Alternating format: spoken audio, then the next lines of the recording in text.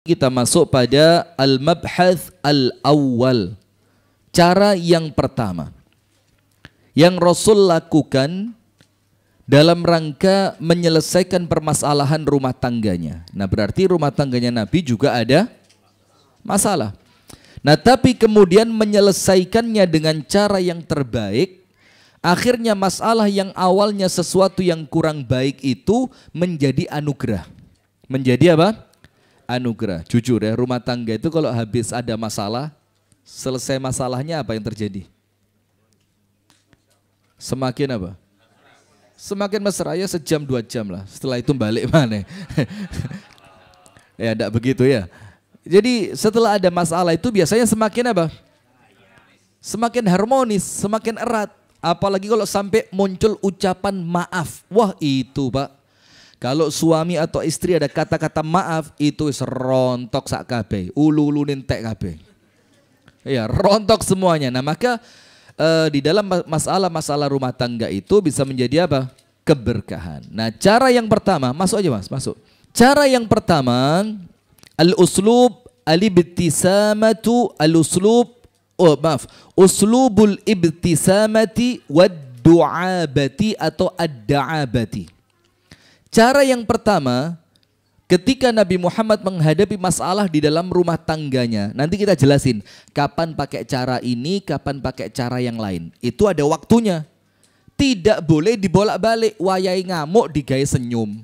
Wayai senyum digawe, tidak boleh, harus ada tempatnya masing-masing. Nah, cara yang pertama, uslubul ibtisamah. Rasul menyelesaikan masalah rumah tangga cukup dengan ibtisamah. Senyum. Selesai urusan. Cukup apa? Senyum. Karena kadang-kadang istri kita itu butuh senyum kita tok.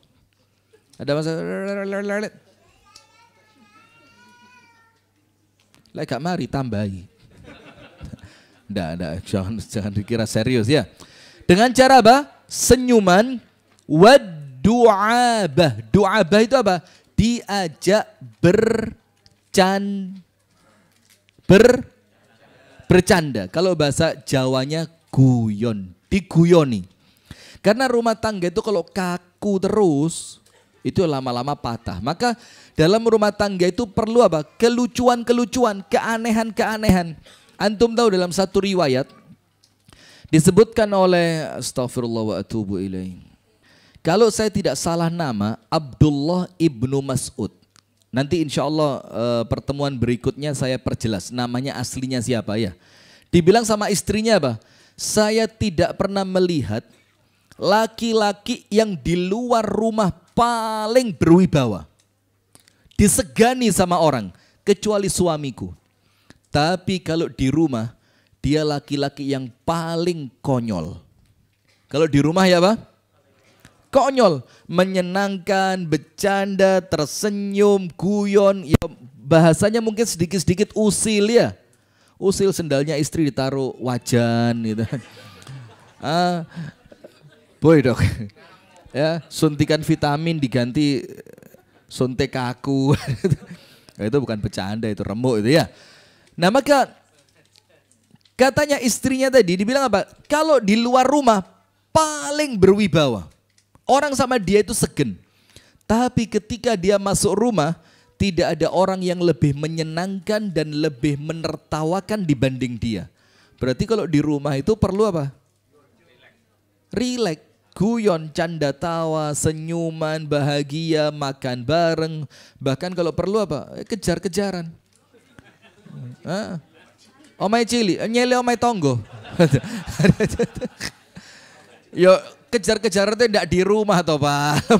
Lo mau kejar-kejaran di rumah, ini panci, piring, meja pecah semua ini. Ya bagaimana lah caranya ya. Kalau Rasulullah itu apa? Pergi dari keramaian, terus lari-larian sama Ibunda Aisyah. Kalau kita sekarang enggak, lari-lariannya dipamerkan di depan orang. Nah ini malah keliru mana ini ya. Jadi konsepnya enggak begitu. Jadi cara yang pertama yang Rasulullah SAW lakukan itu apa? Cara tersenyum dan bercanda. Jadi tersenyum dan bercanda. Apa artinya? Minal asalib allati ista'malaha Rasulullah sallallahu alaihi wasallam fi mu'alajati al-khilafat az-zawjiyah uslubu al-ibtisamati wad-du'abati. Salah satu cara yang Rasulullah gunakan untuk menyelesaikan permasalahan rumah tangga adalah dengan cara bercanda dan tersenyum. Faqad yara alaihi salatu wassalam anna mawqifan muayyanan la yajdi fihi al-ghadabu fadlan an yanfa'a fihi al-'unuf. Dan Rasulullah ngerti betul. Terkadang permasalahan itu tidak selesai dengan kemarahan. Semakin dimarahi, masalah semakin besar. Apalagi kekerasan. Jadi bedain ya. Ada marah, ada kekerasan. Bedanya apa? Walaupun nanti secara bahasa ya sama, kekerasan verbal ya. Kalau kemarahan itu cukup dengan apa? Nada suara yang meninggi, itu namanya marah. Bahkan ada orang yang marahnya tanpa suara. Lah ada. Marahnya itu matanya itu kayak bola pingpong mau keluar. Habis bola pingpong disemes.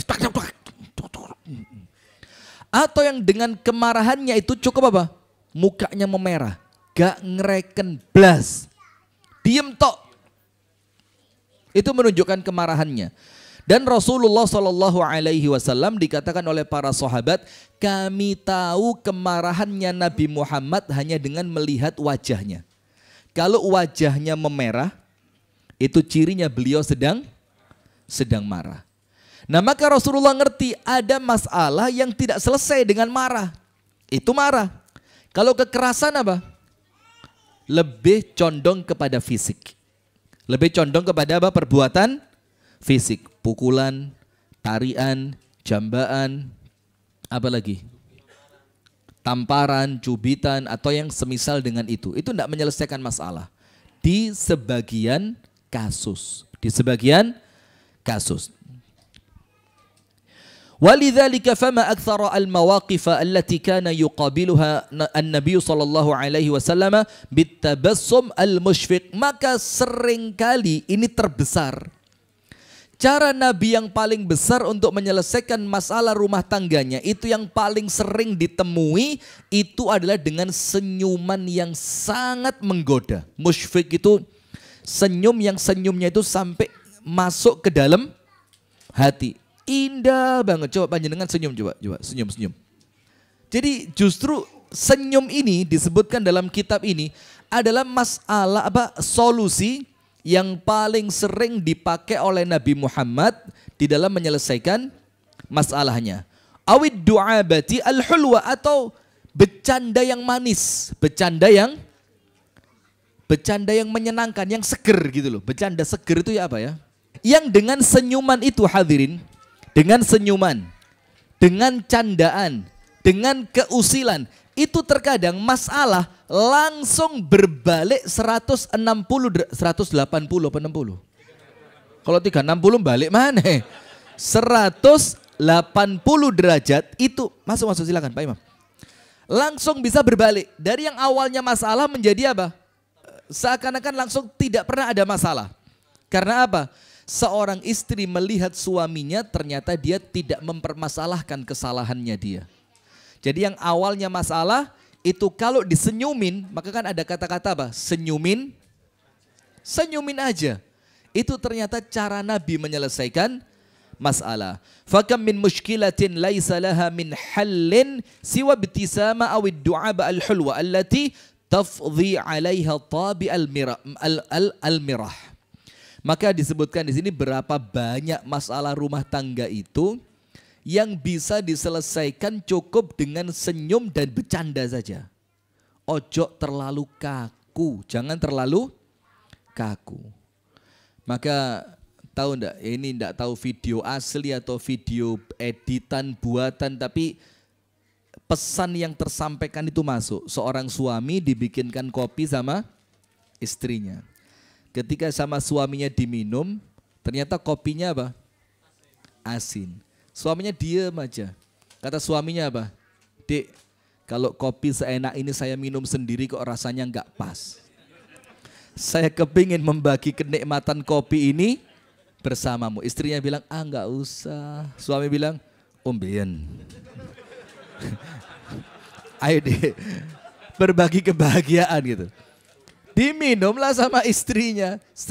Ternyata apa? Ternyata asin. Dan subhanallah dengan itu si istri apa?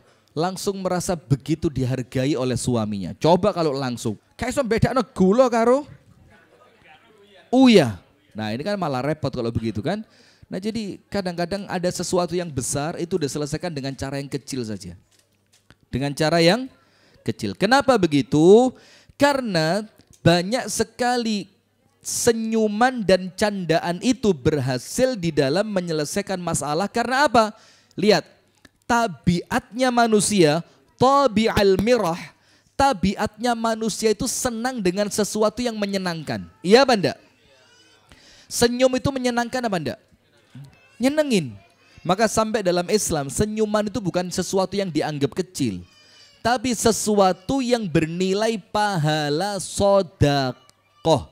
Maka dikatakan tabassumuka fi wajhi akhika laka sedekah. Senyumanmu di wajah saudaramu itu mendatangkan pahala sedekah untuk kamu. Jadi kalau saya di depan sini, saya senyum sama panjenengan, saya sedekah sama berapa orang ini? Nah maka kalau saya senyum ya mbok dibalas, merengut. Nah maka tabiatnya manusia itu senang dengan apa? Sesuatu yang bikin hatinya dia bahagia. Yang menjadikan hatinya dia tenang, senang, merasa masalah itu menjadi kecil. Salah satunya apa? Senyum dan bercanda. Ketika ada masalah, candain aja. Diajak bercanda, diajak tersenyum. Waqad ja'at fi as-sunnati al-mutahharati an-namadhija katsira fi tabassumihi sallallahu alaihi wasallam waqtal khilaf. Nah, sekarang dikasih contoh. Mana contohnya di rumah tangga Nabi? Ketika ada masalah, mana hadisnya Nabi Muhammad menyelesaikan masalah itu dengan senyuman? Mana contohnya coba? Nah, disebutkan di sini ada beberapa contoh. Dan semuanya kejadian dengan Ibunda Aisyah radhiyallahu taala anha. Semuanya kejadian dengan siapa? Ibunda Aisyah. Disebutkan dalam kitab yang lain, kenapa kok rata-rata kejadian senyumnya Nabi bersama Ibunda Aisyah? Karena Ibunda Aisyah itu secara usia masih sangat bukan muda. Belia sekali ya, mungkin masih di bawahnya muda. Wong Nabi Muhammad itu wafat sallallahu alaihi wasallam. Itu Ibunda Aisyah usianya baru 18 tahun. Kalau perempuan kita sekarang belum nikah itu. Iya benda, itu Rasulullah wafat, Ibunda Aisyah berapa? 18 tahun. Maka ketika muncul masalah-masalah ini ya boleh jadi usianya masih 12. Usianya masih 11. Usianya masih 13. Sehingga Rasulullah ngerti, ini istriku masih terlalu belia. Tapi ketika dengan Ummu Salamah, ketika dengan Ummu Habibah, bukan lagi dengan cara senyum tok, tapi ada apa? Hiwar. Hiwar itu apa? Diskusi. Diajak diskusi. Nah nanti ada. Nah maka contohnya begini. An Aisyah radhiyallahu taala anha qalat, Ibunda Aisyah berkata, Qultu ya Rasulullah, ara'aita law nazalta wadiyan fihi syajara qad ukila minha wa wajadta syajaran lam yu'kal minha fi ayyihima kunta tarta'u ba'iraka ya Rasul. Saya mau tanya. Pertanyaannya begini. Kalau panjenengan mau menggembalakan unta, ternyata ada satu padang rumput yang rumputnya sempat dimakan oleh unta yang lain. Dan padang rumput yang kedua, rumputnya masih belum pernah dimakan oleh unta yang lain. Jadi bahasa dalam tanda kutipnya ya, yang satunya rumputnya masih perawan. Masih hijau, masih seger, tidak pernah diinjek-injek kambing, tidak pernah diinjek kuda, tidak pernah diinjek unta. Jadi di mana yang panjenengan pilih? Mau dipilih rumput yang sudah pernah dimakan oleh binatang yang lain, atau Anda gembalakan di tempat yang rumputnya masih belum pernah dimakan oleh gembalaan yang lain. Rasulullah ngerti. Ini membandingkan antara Ibunda Aisyah dengan minimal Ibunda Khadijah. Karena Rasulullah kan tidak pernah berhenti nyebut namanya siapa? Khadijah. Maka seakan-akan Ibunda Aisyah ingin meyakinkan, sudahlah lupain aja, wong diganti dengan yang lebih muda, lebih baik, lebih Masya Allah. Nah sudah.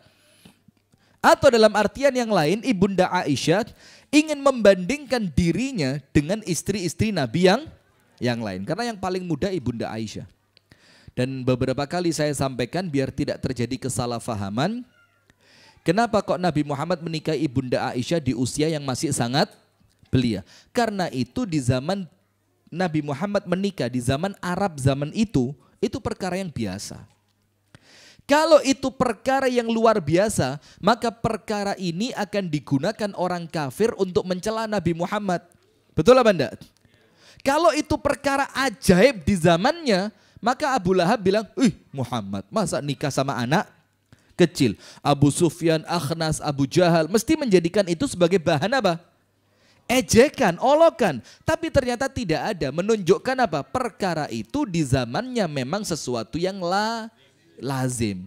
Jangan dicoba sekarang. Ya bisa jadi seperti, ingat Syekh Puji. Iya. Karena juga secara fisik, secara adat masyarakat, secara etika di masyarakat, di zaman itu perkara ini bukan sesuatu yang tercela. Faham sampai sini? Nah maka jangan dibandingkan. Maka Anda memahami hadis itu juga harus kembali ke zamannya. Contoh yang lain, tak kasih contoh yang lain. Cek gak bingung.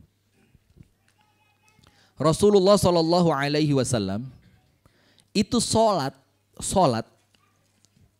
mulai awal diperintah sholat sampai akhir Nabi Muhammad wafat itu berapa tahun?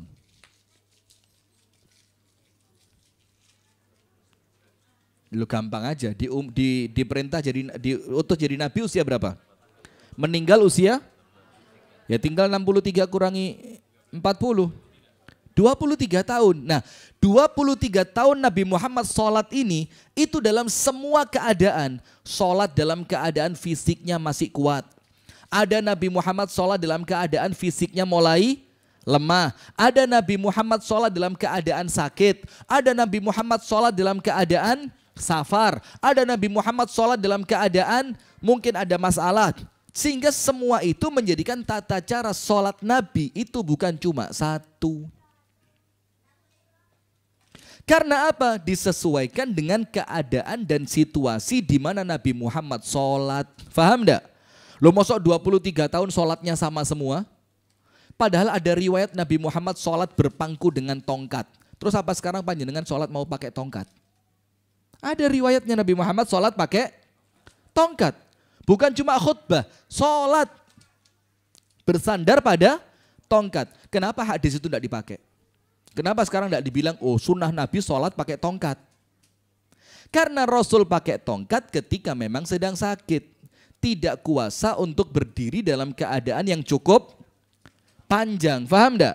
Nah maka sama juga dengan masalah-masalah rumah tangga ini. Ada situasi dan kondisi di mana itu diselesaikan dengan senyuman. Maka ketika Rasulullah menghadapi Ibunda Aisyah yang secara usia masih belia, maka masalah itu dientengkan.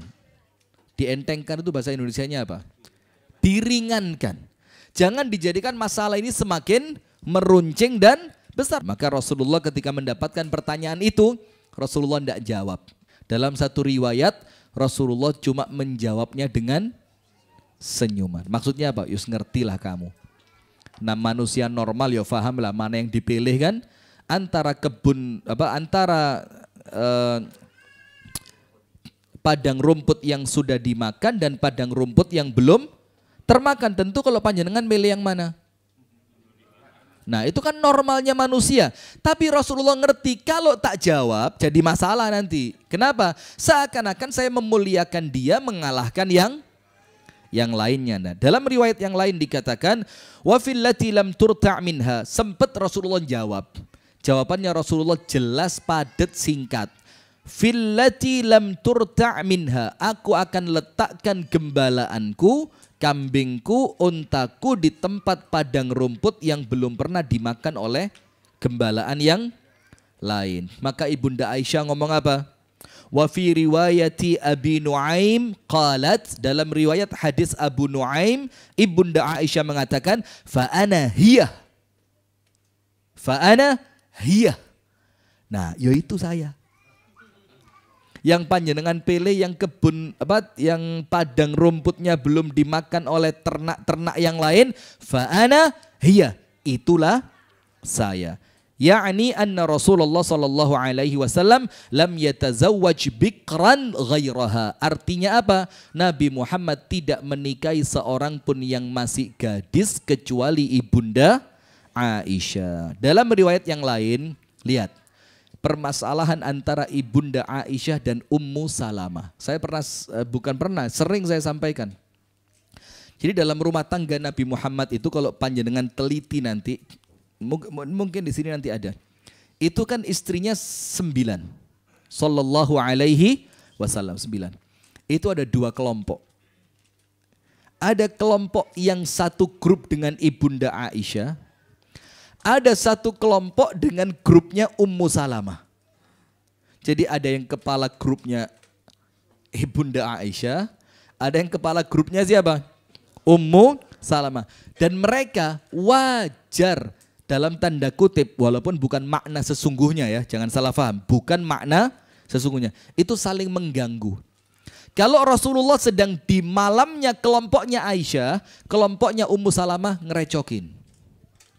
Dan sebaliknya, kalau Rasulullah sedang di jatahnya kelompoknya Ummu Salamah, kelompoknya Ibunda Aisyah, ya Rasul ada pertanyaan. Ya biasalah kata-kata itu. Ya Rasul ada yang penting ini, padahal tidak ada apa-apa. Kenapa? Ya normal, namanya juga manusia. Nah, suatu hari qalat Ibunda Aisyah berkata, dakhala alayya yawman Rasulullah sallallahu alaihi wasallam. Suatu hari Rasulullah masuk ke rumahku itu sudah menjelang matahari tenggelam, atau dalam riwayat yang lain sudah terlalu siang. Artinya seharian Nabi Muhammad tidak pulang. Nah, coba pernah kejadian enggak di rumah panjenengan ibu-ibu? Suami seharian enggak pulang. Kalau zaman dulu masalah besar, kalau sekarang tinggal ditelepon, video call dong. Pengen lihat. Nanti video call tok gak lenggo. Coba itu kameranya diputer. Loh, saya ndak enaknya cerita begini ngono iku lho ngarai. Gak enak malian. Saya cerita gini pengalaman. Kan gak, padahal ya iya aja nih. Jangan. Ndak bercanda ini ya. Nah, sudah. Maka zaman itu kan ndak ada handphone. Ndak ada bagaimana alat-alat komunikasi yang memudahkan seorang istri mengetahui keberadaan suaminya. Maka ketika Nabi Muhammad tidak pulang sepanjang hari, itu menjadikan Ibunda Aisyah merasa apa? Was-was, kaget, ada apa suami saya ini? Dan itu wajar. Maka kalau istri tanya, lagi di mana? Santai aja jawab. Lawang dia cuma tanya, apa susahnya jawab? Di mana? Jawab. Di hatimu. Di mana? Jawab aja. Di mana Anda sedang berada? Kalau saya paling gampang, di mana? Di buminya Allah. Selesai, mau lari kemana? Buminya Allah. Tapi ya jawabannya yang pantas lah. Di mana? Di rumah Pak Solihin. Di mana? Lagi ngopi sama Pak Mustari. Di mana? Bekam sama Pak Imam. Di mana? Nyate sama Pak Yahya. Selesai urusan. Cuma kadang-kadang istri itu tanya bukan karena rasa pengen tahu, tapi rasa curiga. Ojo ngomong pengalaman mana?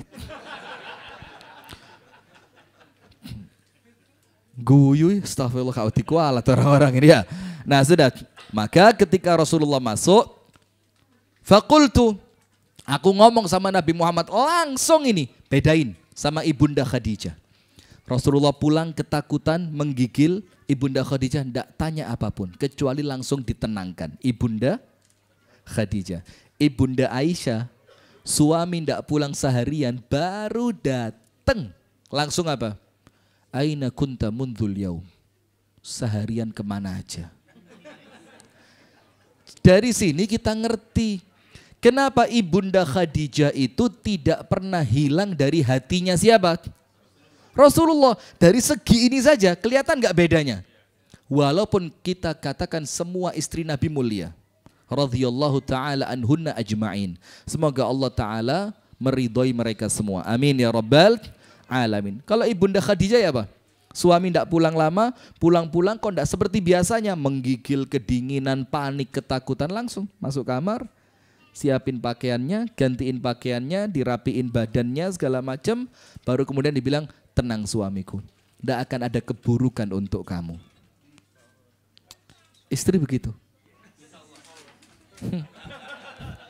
Kalau Anda kepingin senantiasa ada di hati suami, maka jadilah seperti Ibunda Khadijah. Nanti istri ngomong, ya kamu jadiin Muhammad dulu. Ngawur ae. Jawaban klasik. Tak cerita nih, Asia istrinya Fir'aun bingung nanti kamu ya. Itu suaminya Fir'aun, istrinya tetap taat. Suami Anda Fir'aun, adik kelas. Nah, maka kemudian ditanya, aina kunta mundzul yaum? Ndak ditanya, sudah makan belum? Capek apa ndak? Oh, bagaimana urusanmu hari ini? Enggak, langsung apa? Aina kunta mundzul yaum? Seharian kemana aja? Di WA enggak dibalas, di telepon enggak diangkat, minta Sherlock enggak dikirim. Ini paling menakutkan. Sherlock dong. Suami pinter, sudah punya pin Sherlockan. Sudah. Maka apa jawaban Rasulullah? Ingat, Rasulullah tidak pernah berbohong. Itu kuncinya. Rasulullah tidak pernah berbohong. Rasulullah ngaku. Karena tidak ada yang salah di situ. Rasulullah bilang apa? Qala, ya Humaira, kuntu inda ummi Salamah. Tadi seharian saya di tempatnya Ummu Salamah. Langsung. Di rumahnya siapa? Ummu Salamah. Dan saya pernah sampaikan kan, Ummu Salamah itu perempuan cantik. Radhiyallahu ta'ala anha. Perempuan cantik. Luar biasa. Fakultu, kata Ibunda Aisyah, maka aku langsung jawab. Jawabannya kalau kena sama kita sekarang, kira-kira langsung kita tampar istri kita itu. Tapi kejadian sama Rasulullah.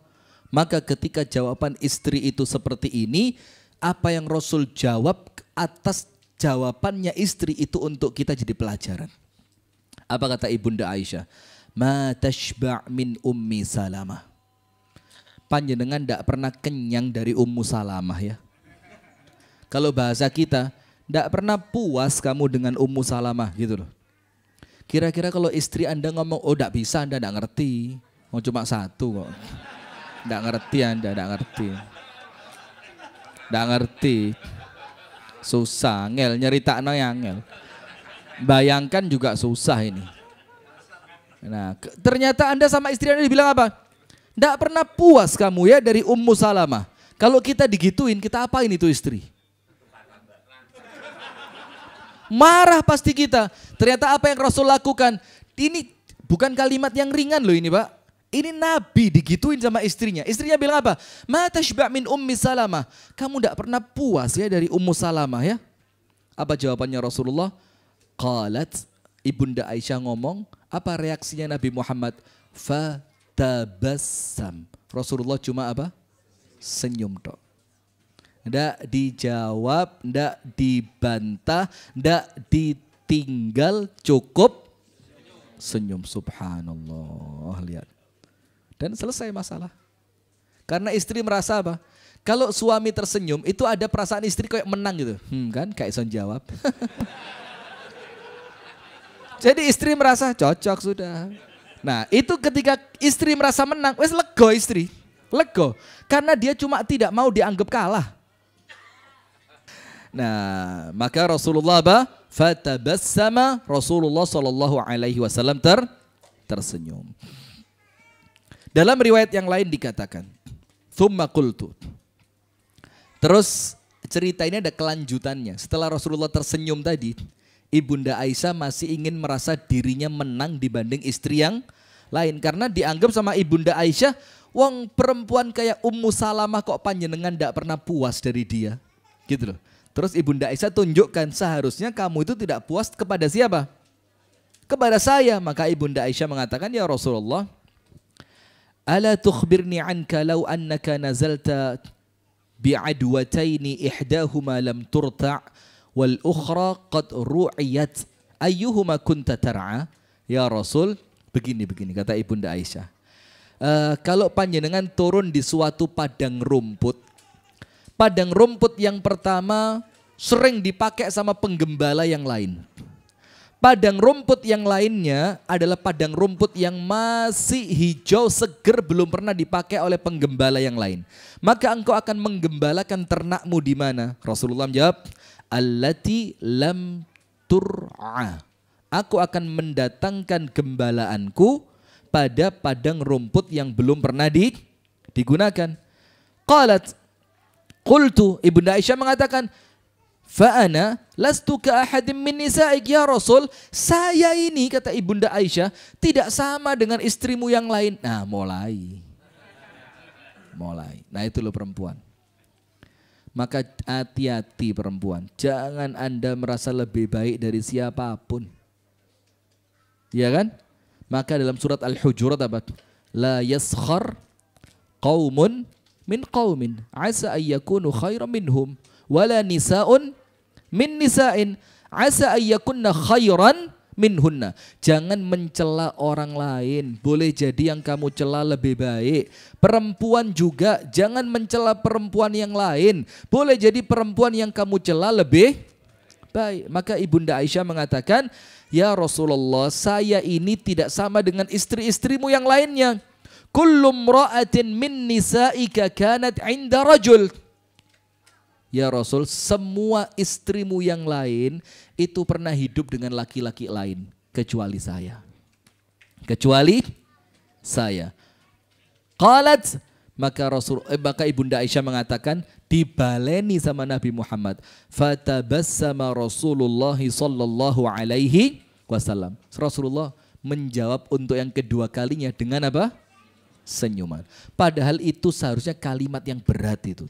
Karena membandingkan dirinya, menganggap dirinya lebih baik dibanding yang lain. Tapi Rasul tahu ini yang ngomong istriku yang usianya masih belia. Maka pantas kalau dia ingin diutamakan, ingin dinomorsatukan, ingin dilebihkan dibanding istri yang lainnya. Maka Rasulullah menyelesaikan masalah itu cukup dengan apa? Senyuman. Jangan-jangan ini adalah Ramadan terakhirku. Dan jangan-jangan ini adalah sedekah terakhirku. Ya Allah, jadikan sedekah Ramadanku kali ini menjadi wasilah bagiku untuk masuk ke dalam syurgamu. Pemirsa yang dirahmati oleh Allah Subhanahu wa Ta'ala, kembali kami Rifki Ja'far bin Talib mengajak kepada jamaah sekalian untuk kembali mengulang kesuksesan pada Ramadan yang sebelumnya. Dengan cara berkontribusi mulai Rp10.000, Anda sudah bisa mendapatkan banyak kebaikan di amal-amal sosial seperti ribuan porsi buka puasa, santunan untuk mu'alaf, yatim piatu dan du'afa, kemudian program i'tikaf, pembagian kitab-kitab gratis, dan kegiatan-kegiatan dakwah yang lainnya. Maka jangan lupa, silahkan sampaikan sedekah Anda melalui rekening di bawah ini. Barakallahu fikum.